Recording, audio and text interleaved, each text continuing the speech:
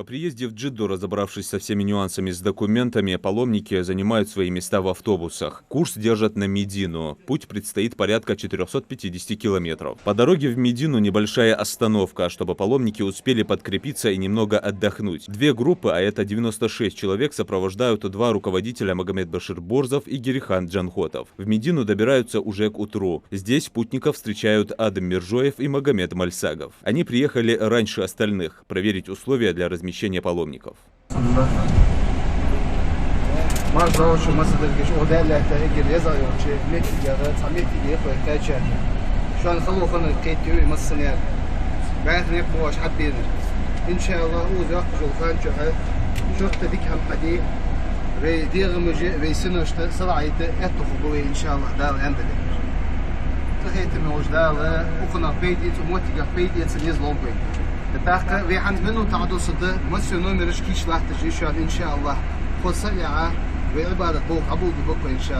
Для каждого подготовлены номера в гостинице, нужно только ключи забрать. Усталость с дороги хоть и сказывается, но никакие трудности для паломников не помеха. Главное, что они здесь, на Святой Земле.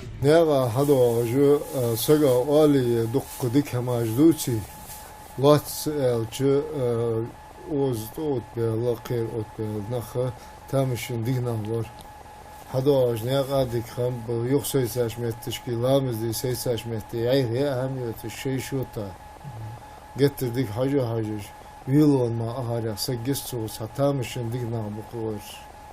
Hadi Gostinci aldık ya alamat aparatıyı salo amboloji hamal yaşamçı dolucu halı dinlik lamız esmati kadar dol hama ujmatik diki kondisyoneri دال احتو دقة دال بولندن وحجر دقة تو أدوج ناقة تداوي موضوع حم كيش ناقة قسيجي تحشي سوى حماسي بركتي عليها مثلا شو تموضوع حم حش قوشي ده تقول خشوا إتابي كينا وز أخي شيء شو دهول دقة حش دول ده تموضوع ولق قستين سن نومر شيمال هم ديك ده شو مس دو شمارياز تزيد مصدر هم خصدر خلو خنيلي شو غدا خاطر تخرج أسقيتش شو رياض دتخو هاد إيرلам задохтхо а Ирламыз еще мы только приехали, переоделись, еще никто не вышел. Ирламыз еще рано,